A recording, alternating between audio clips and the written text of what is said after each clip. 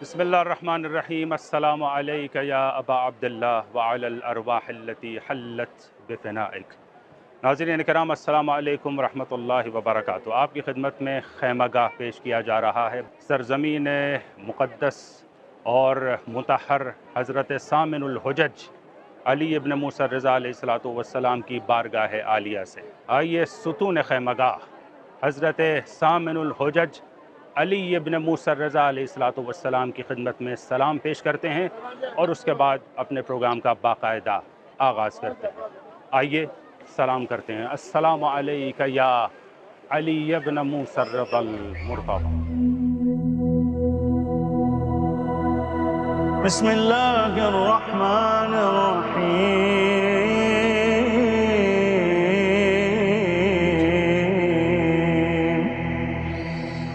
अल्लाहुम्मा सल्लि अला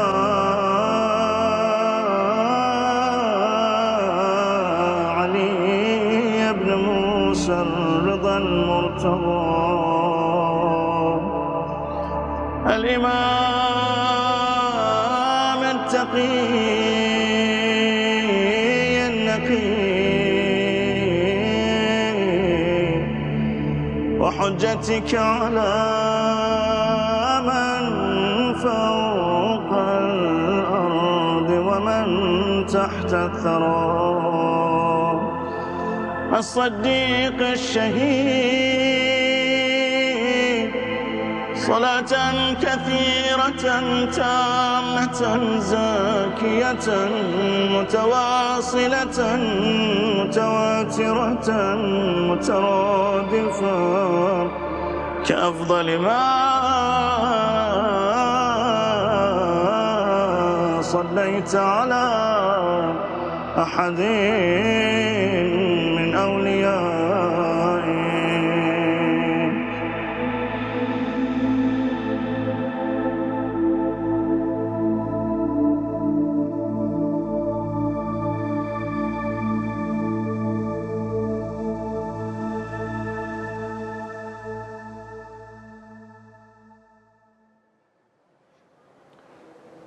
अस्सलामु अलैकुम या अहल बैत नबुव्वह। नाज़रीन किराम, आपने सलाम दिया अपने घर में बैठ कर के मौला व आका हज़रत शम्सुश शुमूस की खिदमत में इंशाअल्लाह के कबूल हो। और इस बारगाह से जो कुछ हम पेश कर रहे हैं वो हुसैन शहीद की याद में पेश किया जा रहा है। और जब भी यहाँ बैठकर हम गुफ्तगू करते हैं, ख़ास तौर से इस साल ये कुछ ऐसी कैफियत है कि हमें अपने शुहदा याद आते हैं। ख़ास तौर से रहबर शहीद का बार बार ख़याल आता है कि जिनकी आइंदा चंद दिनों के दौरान यहाँ पर तशी और तदफीन होने वाली है। सारी दुनिया को इस लम्हे का इंतज़ार था और उसका बाकायदा ऐलान भी कर दिया गया है। तफसीलात हमारे नाज़रीन के सामने आ चुकी हैं और उसका बाकायदा बाज़ाब्ता ऐलान हो चुका है। मैं सभी शहीदों की खिदमत में और उनके अरवाह तैयबा को भी मैं सलाम और सलावात का नजराना निसार करता हूँ और आपसे भी गुजारिश करूँगा कि अपनी दुआओं में शुहदा को अपना शफ़ी करार दें। इंशाअल्लाह जल्दी अपनी मंजिल व मुराद तक पहुँचेंगे। नाज़रीन किराम, आज हमारी तीसरी मजलिस है खैमगाह उन्वान के तहत, जो इस वक्त शुरू हो चुकी है। और इस वक्त हम गुफ्तगू करना चाहेंगे अपने मुअज़्ज़ज़ और मोहतरम मेहमान जनाब हुज्जतुल इस्लाम वल मुस्लिमीन इमरान हैदर सईदी साहब से। अस्सलामु अलैकुम, खुश आमदीद। अलैकुम अस्सलाम व रहमतुल्लाह व बरकातुहू। मैं हर रात की तरह सबसे पहले तो तमाम नाज़रीन मुमिनीन की खिदमत में ताज़ियत व तस्लियत पेश अर्ज़ करना चाहूँगा। कल हमारी गुफ्तगू थी और उससे पहले अज़ा, सोग और बुका के सिलसिले में, और ये बताया कि ये बज़ाहिर बड़े मामूली से अल्फाज हैं, लेकिन इसकी अपनी एक हैसियत है, इसकी एक हकीकत है, इसके पीछे कुछ असरार हैं जो पोशीदा हैं। इसी बुका, इसी अज़ा और इसी गम और सोगवारी के तुफ़ैल में कुछ अक़वाम ऐसी होती हैं जो कहाँ कहाँ पहुँच जाती हैं। उसकी एक ज़िंदा मिसाल हम यहाँ पर देखते हैं कि जिस मकाम पर हम देख रहे हैं, ये कौम वाकई लाजवाब कौम है और उसने अज़ा, मौसम अज़ा से भरपूर फ़ायदा उठाते हुए जो इसने मुराद अपनी हासिल की है, जिस मकाम और मंजिल पर यह पहुँची है, उस पर रश्क है सारी दुनिया में। और बहरहाल दुनिया में बहुत सी और दीगर अक़वाम भी हैं जो सिर्फ गिरिए को गिरिए की हद तक रखती हैं, उससे कुछ नतीजा नहीं ले पाती, नातबा होती हैं, कासिर होती हैं।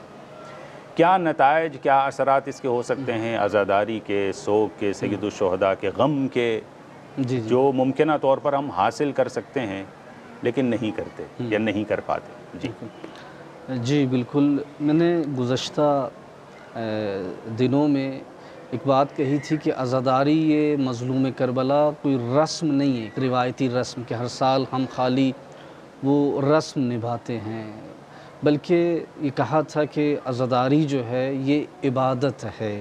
عزاداری ہماری بقا کی ضامن ہے. عزاداری ایک مکتب ہے. عزاداری ایک فکر کا نام ہے، ایک تحریک کا نام ہے. عزاداری امام حسین علیہ السلام ایک انقلاب کا نام ہے. عزاداری امام حسین ایک درسگاہ ہے جہاں سے انسان اپنی ذمہ داری سیکھتا ہے کہ میری کیا ذمہ داری ہے، جہاں سے انسان علم سیکھتا ہے، جس کے ذریعے انسان دین سیکھتا ہے. یہ عزاداری میں نے کہا کہ رسم نہیں ہے. یقیناً جب رسم نہیں ہے اور عبادت ہے تو اس کے اثرات، اس کی برکات، اس کے نتائج جو ہیں وہ بہت زیادہ ہیں. اور یہ کوئی معمولی عبادت بھی نہیں ہے. کہنے کہ بعض عبادتوں میں بھی فرق ہے.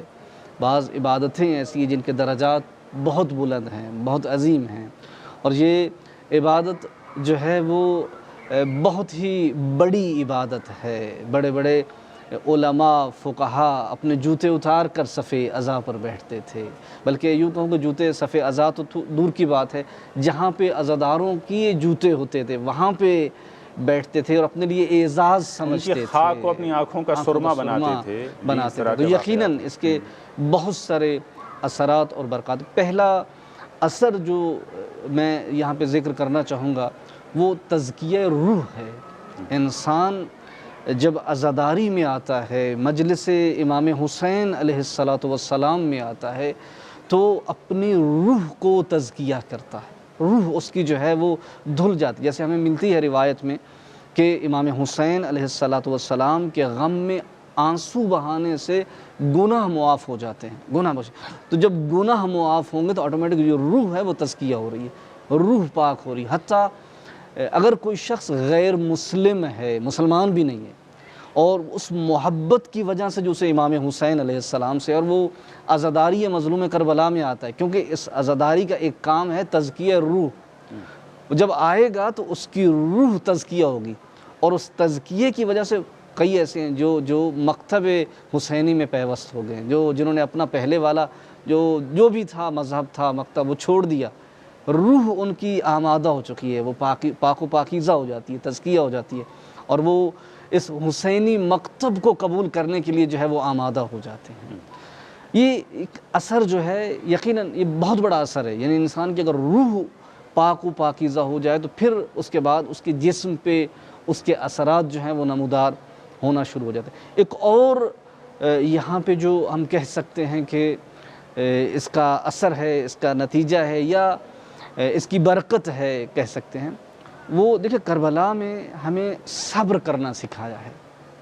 عزاداری جب ہم کرتے ہیں مظلوم کربلا کی یاد میں جب مناتے ہیں اور وہ پورے واقعات سنتے ہیں مجالس کے اندر، تو پھر ہمیں اپنی مشکلات جو زندگی میں جن سے ہم ہر روز نبرد آزما ہیں وہ بہت کم لگتی ہیں، ہمیں ہلکی ہو جاتی ہیں. بالکل اس کی مثال تو ہم نے دیکھی، جیسے مسلسل ہم نے دیکھا. یہ جو موقع ملا یہ بھی ہمارے لیے غنیمت تھا، اور اپنی زندگی کے لیے میں سمجھتا ہوں یہ ایک سرمایہ تھا.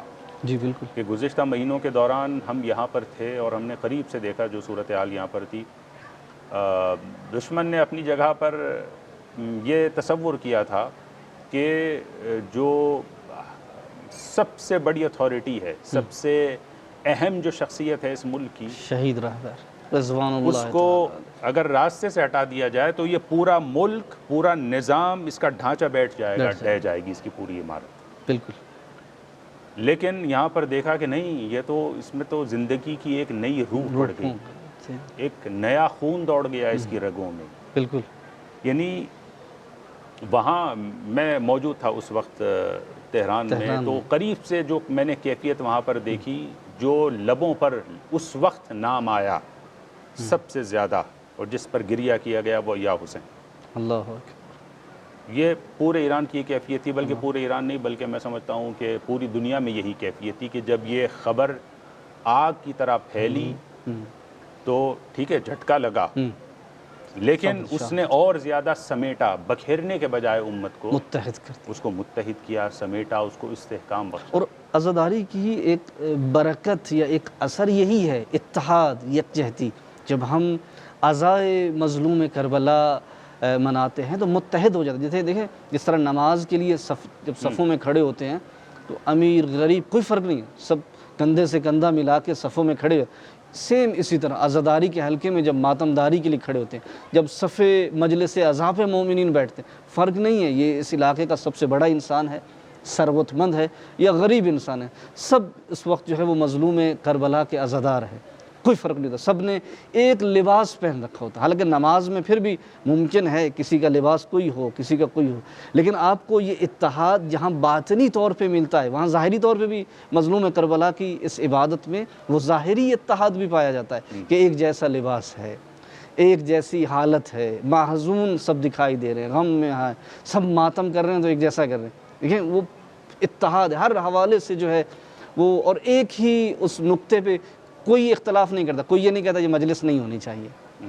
کسی کو مجلس سے اختلاف نہیں ہوتا، کسی کو ماتم سے اختلاف نہیں ہوتا۔ یعنی امام حسین علیہ السلام کی خود شخصیت ایسی شخصیت کہ جس پہ سب متفق ہو جاتے ہیں۔ اور وہاں بات صبر کی پہلے کر رہے تھے نا کہ آپ نے بہت ہی وہ اچھی بات کہی کہ یعنی جو مکتب امام حسین علیہ السلام کا پروردہ تھا اور پرورش یافتہ خود سید رہبر شہید یہ خود امام حسین علیہ السلام کی نسل سے تھے، سید زادہ تھا، اور اس خون کی برکت پھر آج لوگوں نے دیکھی، وہ اتحاد ہوا ہے۔ اور پھر ہم نے وہ صبر کرنا، جیسے میں نے کہا وہ مجھے وہ حضرت زینب سلام اللہ علیہ ثانیہ زہرا کا وہ خوبصورت جملہ کہ اتنی مشکلات سہنے کے باوجود، سب کچھ دیکھنے کے باوجود، ما رأیت الا جمیلا، کہ ہم نے حسن دیکھا ہے، جمیل ہی جمیل دیکھا ہے۔ یعنی مشکلات کو سہنا جو ہے وہ اگر ہمیں سکھایا ہے تو کربلا یہ دنیا میں رہنا ہمارے لیے بہت سخت ہو جاتا ہے اگر ہم نے اس طرح کی ہمارے سامنے ایک نمونہ عملی طور پہ نہیں ہوتا، ایک مثال ایسی نہیں ہوتی تو زندگی گزارنا مشکل تھی، بہت مشکل تھی کہ ہم اس طرح سے جو ہے وہ زندگی گزار سکیں۔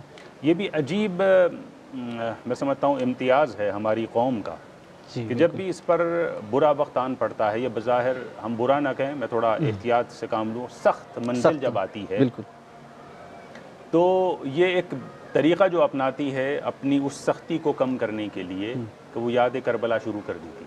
بالکل یہ اپنی قوم کا امتیاز ہے۔ حتیٰ میں نے دیکھا ہے کہ بعض جو غیر مسلم اقوام ہیں، غیر مسلم حلقے ہیں، انہوں نے بھی اس سے ملتا جلتا طریقہ اپنانا شروع کیا ہے، خود کو پرسکون رکھنے کے لیے، خود کو ذہنی دنیاوی الجھنوں سے نجات دینے کے لیے۔ ویڈیوز موجود ہیں حتیٰ سوشل میڈیا پر وائرل ہوتی ہیں اس وقت، اگر کوئی سرچ کرے، کرسچن ہے، ہزاروں افراد ہیں، اور وہ اسی ریدم کے ساتھ جیسے یہاں پر ہم ماتم کرتے ہیں اسی انداز میں وہ جو ہے وہ سینہ زنی کر رہے ہیں اس طریقے سے۔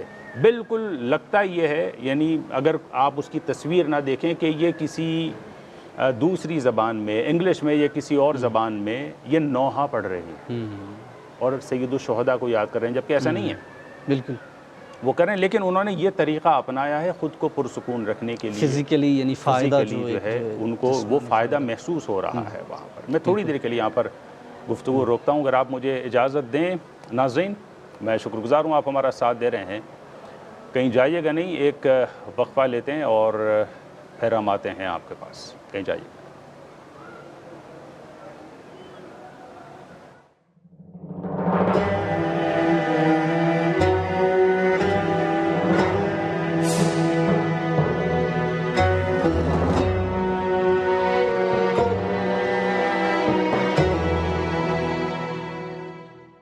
بارگاہ رضوی میں ہم اس وقت بیٹھے ہوئے ہیں اور یتیمی کا احساس ہمارے اندر ہے۔ محرم میں ویسے تو قوم کی جو ہر فرد ہے وہ اس کے اندر یتیمی کا احساس ہوتا بھی ہے، خود اپنی جگہ پر بھی، اور وہ یتیمان کربلا کو بھی خوب یاد کرتا ہے، لیکن اس احساس میں اس بار جو ہے اور زیادہ اضافہ ہوا ہے۔ یتیمی کا باقاعدہ احساس ہے، امت کا جو قائد اور رہبر تھا اس کی شہادت ہوئی ہے، اور جب انتقام کی بات کی جاتی ہے، منتقم حسین کو یاد کیا جاتا ہے، تو کہیں نہ کہیں اس سے جوڑ کر اس انتقام کو بھی دیکھا جاتا ہے۔ میں یہاں پر دیکھ رہا ہوں شہر میں جو میں نے چکر لگایا، خود حرم کی فضاؤں میں اگر آپ دیکھیں، یہاں جو تغرے لگے ہوئے ہیں، یہاں جو بینرز لگے ہوئے ہیں، وہاں پر بھی آپ دیکھ رہے ہیں کہ رزمی انداز ہے، یعنی سوگ کے ساتھ ساتھ اس میں رزمیہ آپ کیفیت محسوس کریں گے، رزمی کیفیت، حماسی کیفیت، پرجوش انداز میں اعلان کر رہے ہیں کہ ہم رہبر کے بعد ٹوٹے نہیں ہیں،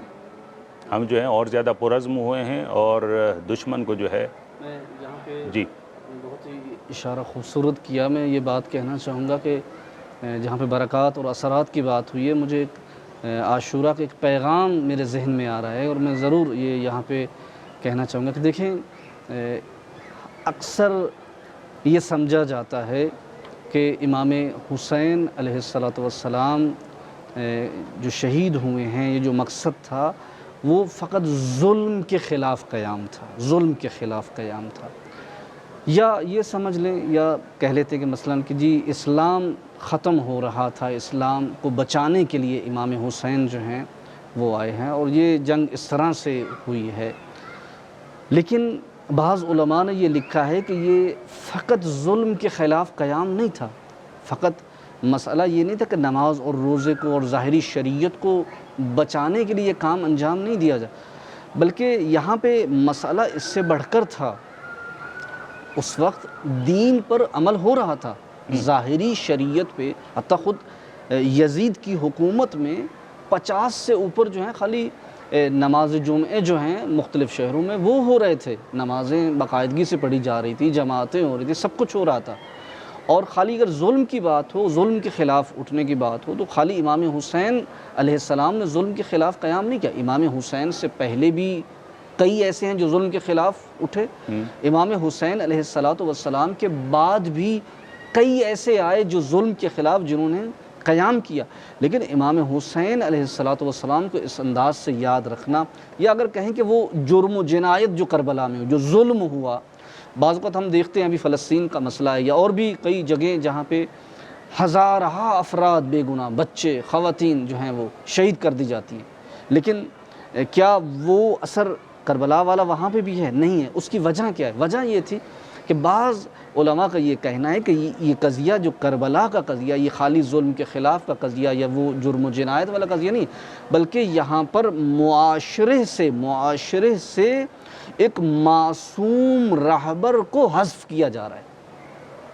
وہ معصوم رہبر، وہ معصوم قائد جس کو پتہ ہے کہ یہ بشریت جو ہے اس کی سعادت کس میں ہے، کون سا رستہ ان کے لیے سعادت مند ہو سکتا ہے، کون سا نہیں ہو سکتا، اس لیے اگر یہ معصوم رہبر جو ہے اگر معاشرے سے حذف کر دیا جائے، پھر اس اسلام کا بھی کوئی فائدہ نہیں ہے، پھر ظلم کے خلاف قیام کا بھی کوئی فائدہ نہیں رہے گا، اور جائگزین کیا جا رہا ہے، یعنی معصوم امام کو حذف کر کے اس جگہ پر شیطان کو مسلط کیا جا رہا ہے۔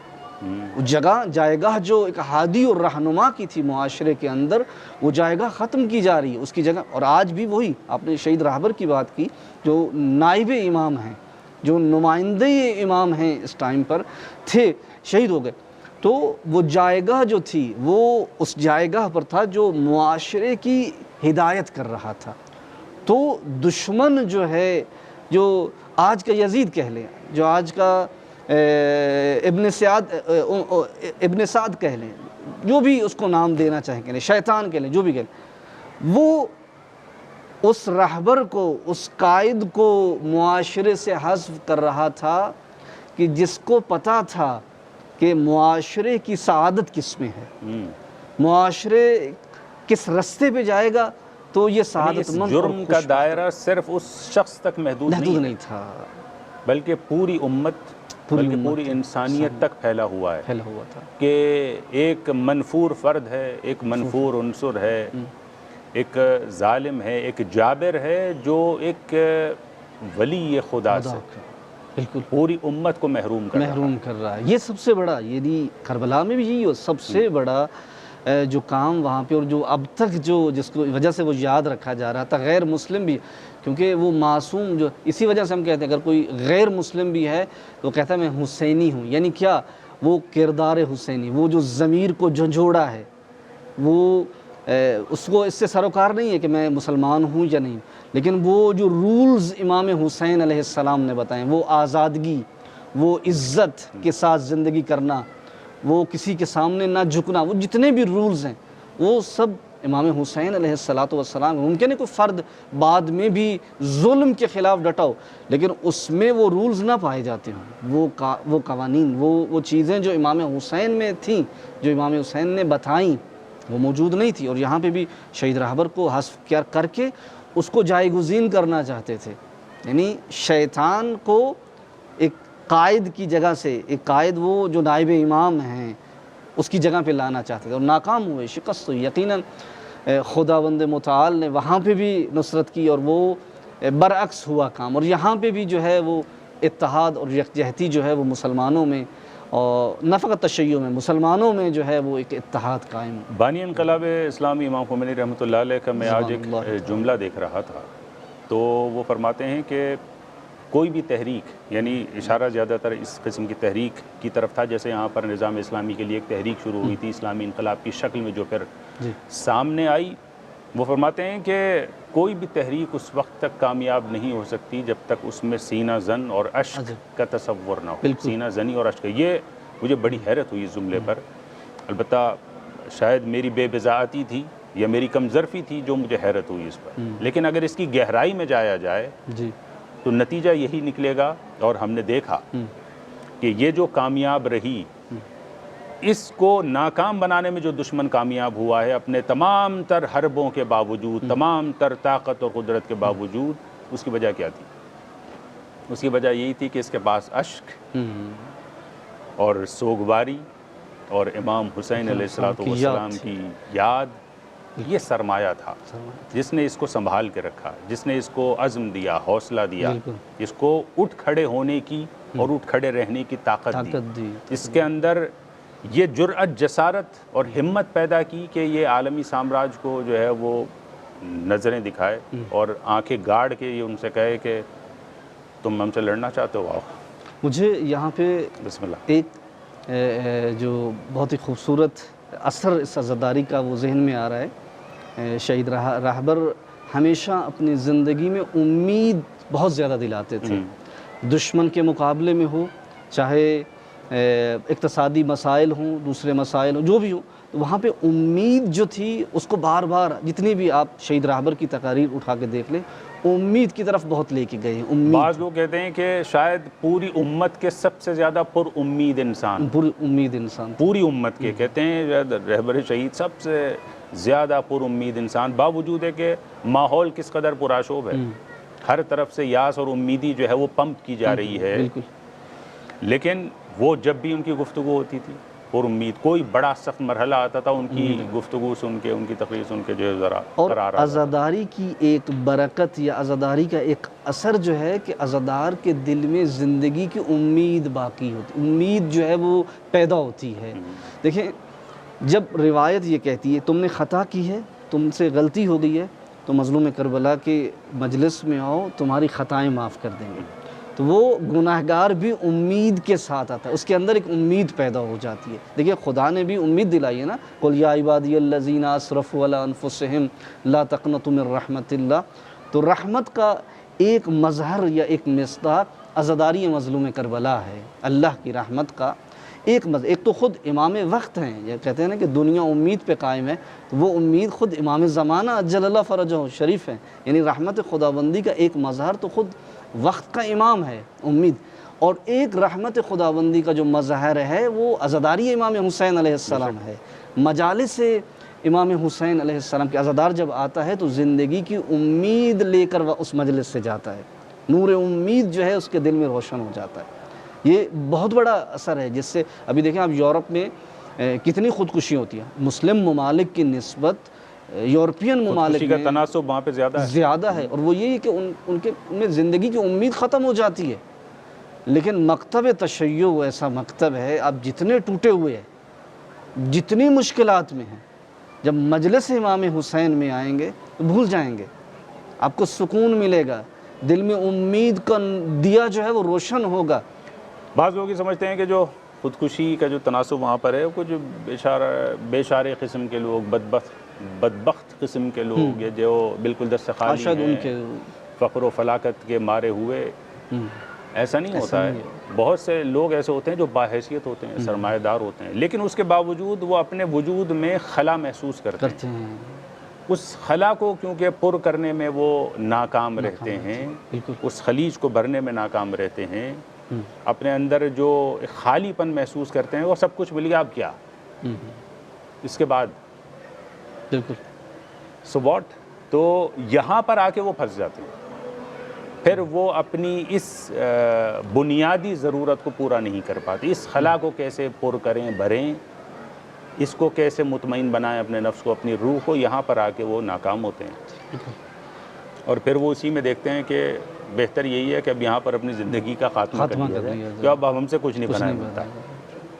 جی اس کے برخلاف ایک وہ قوم ہے جو حسین پر ایمان رکھتی ہے. اور ایمان کی آپ نے بات کی تو مجھے خود ایک اور اثر جو عزاداری کا ہے وہ یہی ایمان انسان کا مستحکم ہوتا ہے. دیکھیں ہم نے جب عزاداری کو عبادت کہا تو عبادت کا ایک نتیجہ یا ایک اثر یہ ہے کہ عبادت جب انسان انجام دے گا تو اس کا ایمان مستحکم تر ہوگا، محکم تر ہوگا. مثلا میں اگر نمازی ہوں، نماز پڑھوں گا تو اس نماز کی وجہ سے میرا ایمان پختہ ہوگا. میں روزہ رکھوں گا ماہ رمضان میں تو روزے کی وجہ سے میرا ایمان پختہ ہوگا، کیونکہ عبادت جو شخص جس کا ایمان پختہ نہیں وہ عبادت سے کترائے گا. جتنا آپ کا ایمان مضبوط ہوگا آپ وہ عبادت انجام دیتے. عزاداری مظلوم کربلا بھی وہ عبادت ہے جس سے ایک مومن کا ایمان مزید مستحکم ہوتا ہے اپنے امام پر، اپنے اللہ پر، اپنے نبی پر. اور وہ جو واقعی حسینی ہے، جو حقیقی حسینی ہے، پھر وہ مکتب حسینی پہ اس ایمان کی وجہ سے عمل کرنا شروع کر دیتا ہے. اگر پہلے نہیں کر رہا تو مجلس سے، کیونکہ یہ مجالس میں نے پہلے بھی کہا ہے کہ علم دیتی ہیں، علم دیتی ہیں. جب کوئی آتا ہے صف اعضاء پہ بیٹھتا ہے، ممبر سے خطیب جب گفتگو کر رہا ہے تو وہ امام حسین علیہ السلام کی تعلیمات کو بیان کر رہا ہے، معارف امام حسین علیہ السلام کو بیان کر رہا ہے. تو کوئی نہ کوئی اس سمندر نور کی کوئی نہ کوئی ایک روایت، کوئی نہ کوئی جو ہے وہ ایک حکمت جو ہے وہ عزادار اپنے ذہن میں نقش کر کے جو ہے وہ اس مجلس اعزاء سے واپس لاتا ہے. تو کتنے نتائج ہوئے، کتنے اثرات ہوئے اس کے؟ ابھی تک ایمان، امید. جی امید. اس کے علاوہ آپ نے جو گفتگو شروع کی تھی، جی آپ نے کئی اس کے اثرات بتائے. میں سمجھتا ہوں کہ یہ پیرامیٹرز ہیں سارے. جی ایک طرح سے یہ ایک ہمارا معیار ہے پرکھنے کے لیے. اگر ہماری عزاداری خدا نخواستہ جو کہ بالعموم نہیں ہوتی، اس سے دور ہے، یہ عناصر یا یہ چیزیں، یہ کیفیات یا یہ آؤٹ پٹ اگر ہمیں نہیں دے رہی ہیں تو پھر مجھے لگتا ہے کہ نظر ثانی کی ضرورت ہے. کہیں نہ کہیں کچھ خامی ہے، کہیں نہ کہیں کچھ گڑبڑ ہے. بالکل. یا تو جو منتظمین ہیں وہ اپنے فرض کو نہیں نبھا رہے ہیں. جن افراد کی، جن علماء کی، جن علماء ربانی کی مدد ان کو لینی چاہیے ان کی مدد نہیں لے رہے ہیں. ہر کس و ناکس کو وہ ممبر پر آنے کی اجازت دے رہے ہیں.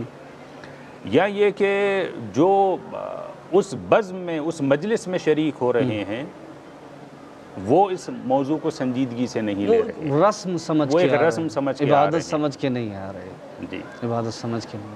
الحمدللہ، شکر گزار ہوں جناب.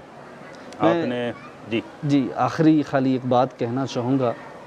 ظاہراً وقت جو ہے وہ اپنے اختتام پہ ہے اور میں یہاں پہ ناظرین سے بھی اور مومنین تمام سے یہ بات کہنا چاہوں. دیکھیں یہ آثار، یہ برکات خالی خود نہ سمیٹیں، اپنے اہل و عیال کو مجالس میں لے کے جائیں. یہ درس گاہ ہے، یہ تربیت گاہ ہے، یہ مجالس، یہ عزاداریاں اپنے بچوں کو لے کے جائیں. یہ اس قیمتی ورثے کو جو ہے وہ منتقل کریں، نسلوں میں منتقل کریں. بقول شاعر کے کہ یہ ورثہ مرتے مرتے بھی ہم نسلوں کو دے جائیں گے، مجلس ماتم کروائیں گے انشاءاللہ.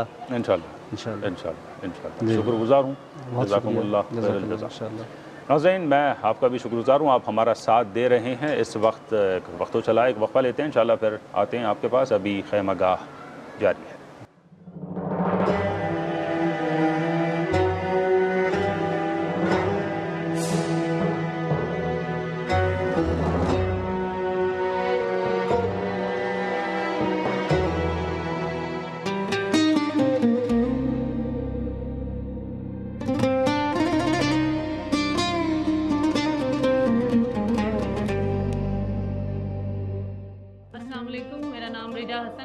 सवार सैयद आमर अब्बास बुखारी।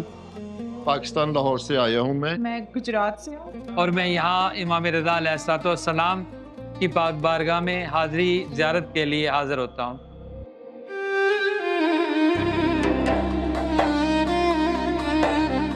اگر دوبارہ واقعہ کربلا ہو جائے تو جتنا ہو سکتا تھا کہ میں اپنے آپ کو مولا کے راستے میں چلانے کی کوشش کرتی اور ان تیروں کا مقابلہ کرتا کہ میرے امام نماز پڑھ رہے ہیں، میرے امام کو وہ تیر نہ لگیں۔ یعنی کہ جو کچھ میں کر سکتا اپنی ذات کے حساب سے، اگر مجھے موقع ملتا تو مولا پہ اپنی جان فدا کر دیتا۔ مولا اپنے لشکر میں ہمیں شامل کرے، اس بات کی دعا تو کرتے ہیں، مگر ہم عمل اسی صورت میں ہے کہ ہم وقت کے یزید کے خلاف کھڑے ہوں۔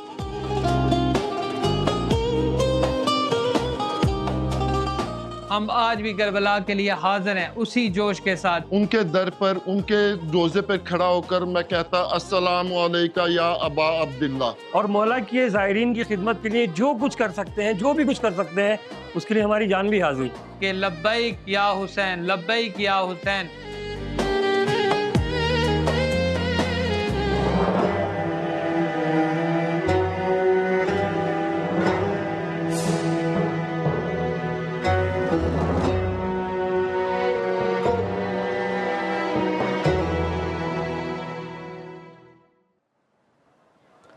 جی ناظرین کرام، آج ہماری تیسری مجلس جو اس وقت ہو رہی ہے، فرش مجلس جو بچھا ہوا ہے، جو خیمہ عزا ہم نے سجایا ہے اور لگایا ہے، وہ بارگاہ مقدس رضوی میں۔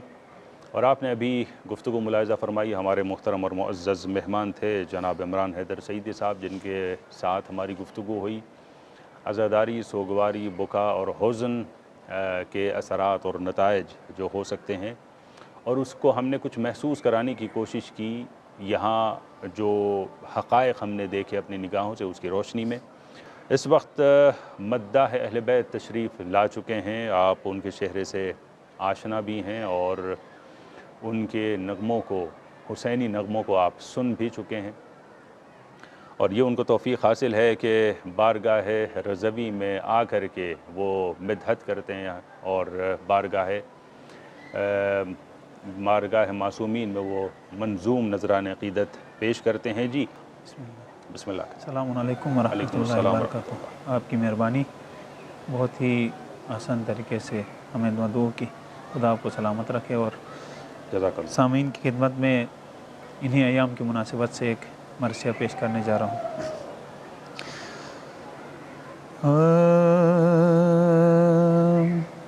درمیان لاشوں کے مقتل میں کھڑی ہے زینب،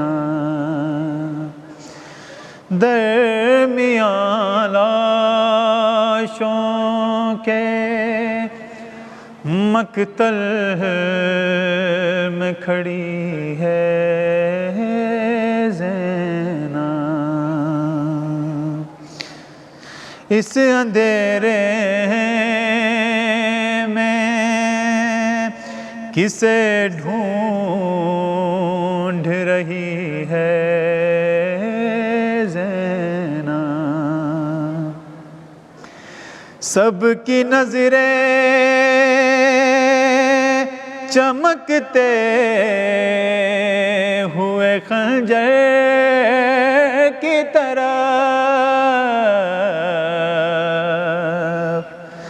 سب کی نظریں چمکتے ہوئے خنجر کی طرف، بھائی کا خشک گلا دیکھ رہی ہے زینب، بھائی کا خشک گلا دیکھ رہی ہے زینب، شہ پہ چلتے ہوئے خنجر کو بھلا کیا معلوم، شہ پہ چلتے ہوئے خنجر کو بھلا کیا معلوم، کس طرح خاک پہ غش کھا کے گری ہے زینب، کس طرح خاک پہ غش کھا کے گری ہے زینب، ہاتھ اٹھا کر کرے کس طرح سے لاشوں کو سلام، ہاتھ اٹھا کر کرے کس طرح سے لاشوں کو سلام، ہاتھ رسی میں ہے شانوں سے بندھی ہے زینب، ہاتھ رسی میں ہے شانوں سے بندھی ہے زینب، تیرے سر سے نئے نکلے گی نکلتے دم تک، تیرے سر سے نئے نکلے گی نکلتے دم تک، تیرے بالوں میں یہ جو خالی پڑی ہے زینب، درمیان لاشوں کے مقتل میں کھڑی ہے زینب،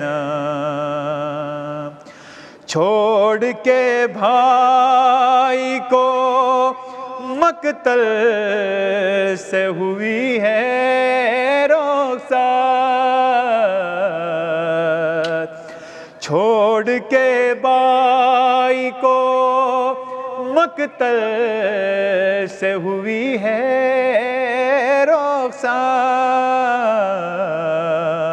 لاش سے اٹھی ہے پھر اٹھ کے گری ہے زینب۔ اللہ اللہ جزاکم اللہ، اللہم صلی علی محمد وآل محمد۔ حضرت ام المصائب جبل الصبر بنت صدیق اطہر ثانی زہرا زینب کبریٰ علیہ السلام کی بارگاہ عالیہ میں آپ نے نظر عقیدت پیش کیا۔ اللہ آپ کو اپنے حفظ و امان میں رکھے، آپ کی توفیقات میں مسلسل اضافہ ہوتا رہے۔ اس بارگاہ مقدس کے جو صاحب عزا ہیں امام ضامن حضرت شمس الشموس، وہ بھی انشاءاللہ آپ کو کہیں مرحباً بناصرنا۔ انشاءاللہ یہ سند اگر ہمیں مل جائے اس بارگاہ میں تو کیا کہنا۔